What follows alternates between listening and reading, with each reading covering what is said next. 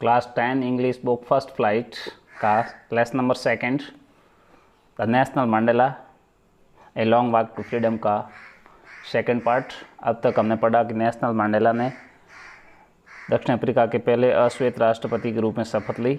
उस समारोह के अंदर देश विदेश के सैकड़ों मेहमान पधारे थे। उनके सामने उन्होंने अपना भाषण दिया, जिसमें उन्होंने कहा था कि हमने आज रंग भेद पर विजय प्राप्त कर ली है। लोग जो सदियों से इस त्रासदी से झेल रहे थे, आज एक नए लोकतांत्रिक सबको समान अवसर प्रदान कराने वाले देश का उदय हुआ है। और इसके आगे अब पढ़ना करते हैं शुरू। The policy of apartheid created a deep and lasting wound in my country and my people. रंग भेद की नीति ने मेरे देश एवं मेरे लोगों में एक गहन एवं स्थायी भाव सर्जित कर दिया था। All of us will spend many years. हम सब ने इसके साथ कई वर्ष गुजारे हैं। If not generations recovering from that crowded heart. इस घाव से उबरने में यदि पीढ़ियाँ नहीं तो हम सभी को अनेक वर्ष लगेंगे। But the disease of oppressions and brutality had another unintended effect. लेकिन दशकों के दमन और क्रूरता ने दूसरे अनचाहे प्रभाव पड़े, यानी इस अनचाही क्रूरता ने और दूसरे प्रभाव पैदा कर दिए हैं। That was that it produced the Oliver Tambos, the Walter Sisulu, the Seif Lithulis, the Yusuf Dadus, the Bram Fishers, the Robert Scubus of our time, men of such extraordinary courage, wisdom and generosity that their like may never be known again। यानी Mandela कहते हैं कि यह वही समय था जिसने हमारे समय के बहुत से ओलिवर टेम्बो, वाल्टर सिसुलू, सीप Luthuli, Yusuf Dadoo, Bram Fischer, Robert सबू के आदि पैदा किए। और the man of such extraordinary courage, जिनके अंदर इतनी असाधारण साहस, विजडम एंड जेनरसिटी यानी बुद्धिमानी और उदारता, that their like may never be known again, कि उनकी उदारता के व्यक्तित्व जैसे शायद ही कभी न जाने जाएं, यानी वैसे और कभी पैदा न हो। Perhaps it requires such depth of operations to create such height of character। शायद इतने उच्च व्यक्तित्व पैदा करने के लिए उत्पीड़न की इतनी अधिक गहनता की आवश्यकता पड़ती है, यानी अधिक अच्छे व्यक्तित्व पैदा करने के लिए उतनी अधिक दमन की आवश्यकता पड़ती है। यानी मंडेला कहना चाहते हैं कि अब हमारे देश में इस प्रकार का उत्पीड़न नहीं होगा, इसलिए ऐसे लोगों को शायद ही कभी भविष्य में जन्म होगा। My country is rich is the mineral and James that life beneath it's soil. मेरा देश खनिजों और रत्नों में समृद्ध है, यानी खनिज और खूब सारे हीरे जवाहरात रत्न इसके अंदर है जो इसकी मिट्टी के नीचे दबे हुए हैं। But I have always known that it's greatest wealth is it's people. लेकिन मेरा मानना है, या मैं सोचता हूँ या मैं जानता हूँ कि यह महान संपदा यहाँ के महान लोगों की है।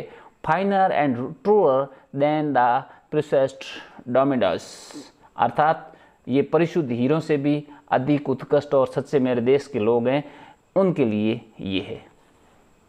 अर्थात मंडेला कहते हैं कि मेरे देश की मिट्टी के नीचे इन ज़मीन के अंदर बहुत से हीरे जवाहरात दबे हुए पड़े हैं, लेकिन मेरा मानना है कि इस देश के लोग इतने उत्कृष्ट और ऊंचे हैं, इतने अच्छे हैं कि यहाँ के जो प्योर डायमंड उससे भी अधिक मूल्यवान हैं ये।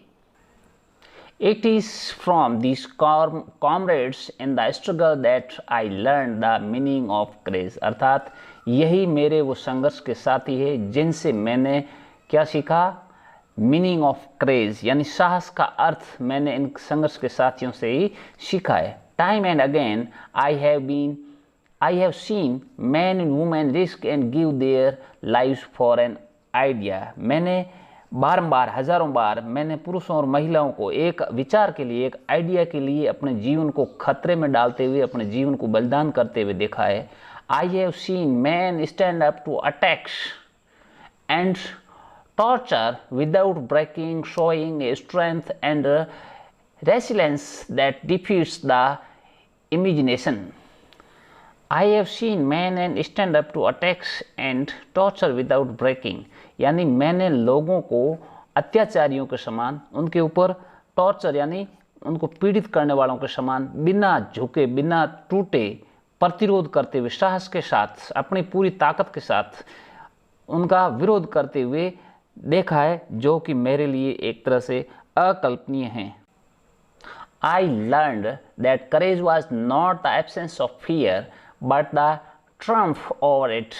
मैंने सीखा है कि केवल भय की अनुपस्थिति ही साहस नहीं है, बल्कि उसके ऊपर यानी भय पर विजय प्राप्त करना साहस होता है।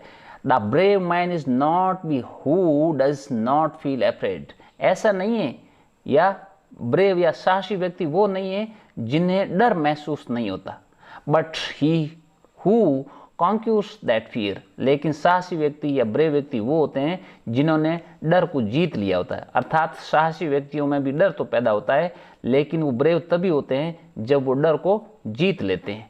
No one is born hating another person because of the colour of his skin, of his background और हिज रिलीजन। इस धरती पर, इस दुनिया के अंदर कोई भी व्यक्ति जो पैदा होता है पर्सन, वो किसी दूसरे से घृणा के लिए, जो घृणा किसके आधार पर हो, कलर ऑफ स्किन यानी रंग, उसकी चमड़ी के रंग के आधार पर, और इस बैकग्राउंड यानी उसकी पृष्ठभूमि के आधार पर, और इस रिलीजन यानी उसके धर्म के आधार पर। यानी इस धरती पर पैदा होने वाला आदमी चमड़ी के रंग के आधार पर, उसके पृष्ठभूमि के आधार पर उनका जन्म नहीं हुआ है। People must learn to hate. लोगों को घृणा सीखनी चाहिए, यानी किसी घृणा करनी, इस बात को जानना चाहिए। And if they can learn to hate, और अगर वे घृणा करना सीख जाते हैं, they can be taught to love, तो वे प्यार करना भी उनको सिखाया जा सकता है। यानी जो व्यक्ति घृणा करता है उसी के अंदर प्यार की भावना जगाई जा सकती है। For love comes more naturally to the human heart than its opposite. यानी मानव का स्वभाव है कि उसके अंदर प्यार की भावना घृणा से अधिक ज़्यादा उत्पन्न होती है, यानी अपने विरोधी से ज़्यादा उत्पन्न होती है।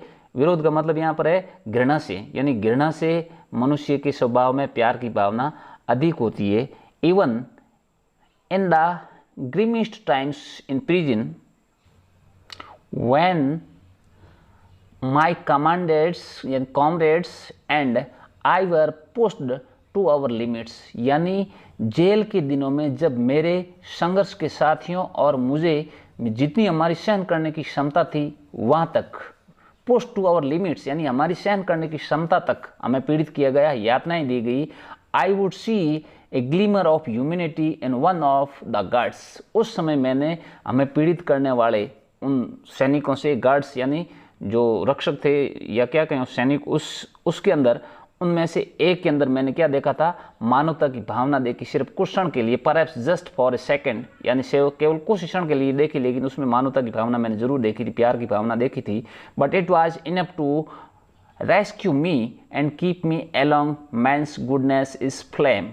और इससे मेरे मन में ये भावना जागृत हो गई कि मनुष्य चाहे कितना ही आतताई हो, लेकिन उसके दिल के एक कोने में कहीं न कहीं प्यार की भावना हमेशा सुरक्षित रहती है, एक रिसोर्स के रूप में, एक संपदा के रूप में, मानव संपदा के रूप में रहती है। और उसी से मुझे एक आशा की नई किरण दिखाई दी। अर्थात मंडेला कहते हैं कि उसकी जो एक भावना, एक झलक जो मानवता की दिखाई दी, उसने ही मेरे को, मेरे संघर्ष को जारी रखने के लिए पर्याप्त प्रेरणा दी। और आगे वो कहते हैं that can be hidden but never extinguished. यानी man's goodness is a flame, मानव के अंदर अच्छाई वो एक ज्योति है, एक प्रेरणा है, जो दैट कैन बी हिडन, उसको छिपाया तो जा सकता है, बट नेवर एक्सक्यूस्ड, यानी लेकिन उसको कभी समाप्त नहीं किया जा सकता। In life every man has twin obligations. जीवन के अंदर प्रत्येक व्यक्ति के दो प्रकार के ऑब्लिगेशन यानी अनिवार्यता, या अपन उसको जो कहें दो प्रकार के कर्तव्य होते हैं। ऑब्लिगेशन टू हिज फैमिली, पहला कर्तव्य होता है अपने परिवार के प्रति। परिवार में कौन? टू हिज पेरेंट्स, अपने माता पिता, टू हिज वाइफ, उसकी पत्नी, एंड हिज चिल्ड्रन, यानी माता पिता, पत्नी और बच्चों के प्रति उसका पहला कर्तव्य होता है। And he has an obligation to his people, और दूसरा उसका कर्तव्य होता है अपने देश के पीपल, अपने समुदाय के पीपल, एंड हिज कम्युनिटी, अपना समुदाय, एंड हिज कंट्री, यानी और उसका देश के। अर्थात मंडेला कहते हैं कि मानव के जीवन में दो कर्तव्य होते हैं, पहला उसका परिवार के प्रति और दूसरा अपने समाज और देश के प्रति। In a civil and human society each man is able to fulfil those obligation according to his own inclinations and abilities, यानी हर एक मनुष्य अपने समाज और अपनी समर्थताओं के अनुसार, यानी अपनी योग्यता के अनुसार इन आवश्यकताओं को पूर्त करने के लिए अपनी योग्यता के अनुसार पूरा प्रयास करता है या उसको करना चाहिए। But in a country like South Africa, लेकिन अफ्रीका जैसे, दक्षिणी अफ्रीका जैसे देश के अंदर it was almost impossible for a man of my birth and colour to fulfil both of these obligations, यानी दक्षिणी अफ्रीका जैसे देश के अंदर मेरे जैसे यहाँ जन्मे व्यक्ति और मेरे जैसे रंग के अर्थात अश्वेत व्यक्ति के लिए ये दोनों कर्तव्य पूरा करना असंभव था। In South Africa a man of colour who attempt to live as a human being was punished and isolated, यानी अश्वेत रंग के व्यक्ति को जो इस प्रकार के प्रयास करता था उसको एक मानव के रूप में सजा दी जाती थी और उसे प्रताड़ित किया जाता था, उसे आइसोलेट यानी एक तरह से समाज से दबा करके बाहर कर दिया जाता था। अर्थात यहाँ नेशनल मंडेला अपने बारे में कह रहे हैं कि एक व्यक्ति जो मानव की तरह समाज के अंदर रहना चाहता था उसे सज़ा दी गई, उसे एकाकी जीवन जीने के लिए आइसोलेट कर दिया गया। In South Africa a man who try to fulfil his duty to his people, दक्षिणी अफ्रीका के अंदर एक व्यक्ति जो अपनी कर्तव्य पूरा करने के लिए अपने देश के, अपने समाज के लोगों के प्रति अपने दायित्वों को पूरा करने के लिए कोशिश कर रहा था, was inevitably ripped from his family, उसे अपने परिवार से अलग कर दिया गया, एंड हिज होम, और उसे घर से भी बाहर कर दिया गया, and was forced to live a life apart, और उसे एक अकेला जीवन जीने के लिए दबाव डाला गया उसके ऊपर, यानी उसको परिवार से अलग कर दिया गया। A twilight existence of secrecy and rebellion, अर्थात स्वतंत्रता, रहस्य और प्रतिशोध की अंधेरी रात जैसा मुझे अकेले रहने के लिए छोड़ दिया गया।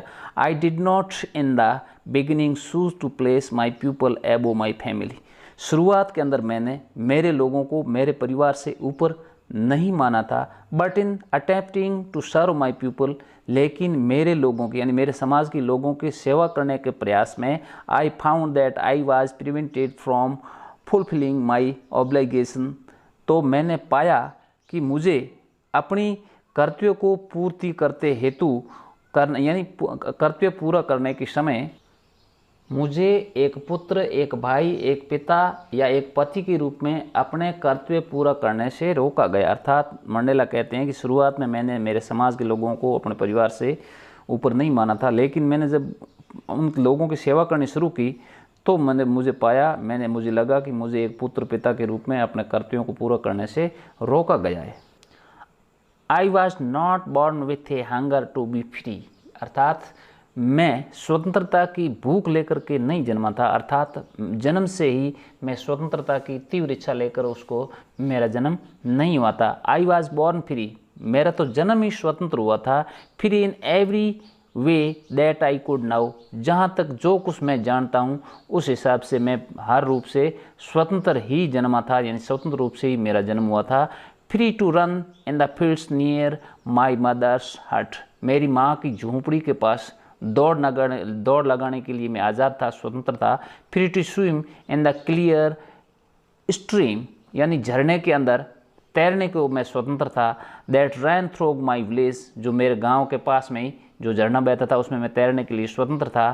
Free to roast mealies under the star and ride the boat backs to slow moving bolts, free to roast mealies under the stars, तारों की रोशनी के अंदर भुट्टे सेकने के लिए जगह पूँ क्या को, यानी रात के समय मैं उस भुट्टों को सेकने के लिए स्वतंत्र था। Ride the broad backs of slow moving bulls, यानी धीरे धीरे चलने वालों की बैलों की पीठ पर सवारी करने के लिए मैं स्वतंत्र था। As long as I obey my father and abided by the custom of my tribe, और जब तक कि मैं मेरे पिता की और मेरे समाज की रीति रिवाजों का पालन करता रहा।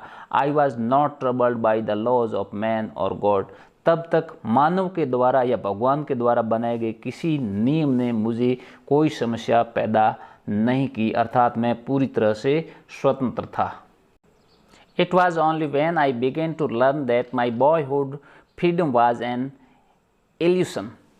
इसको अपन कल पढ़ेंगे, तब तक के लिए बाय। लेकिन चैनल को कर लीजिए सब्सक्राइब अगला पार्ट पाने के लिए। अगर सब्सक्राइब नहीं करेंगे तो फिर अगला पार्ट मुश्किल है, इसलिए अपने इस चैनल को सब्सक्राइब ज़रूर करिए।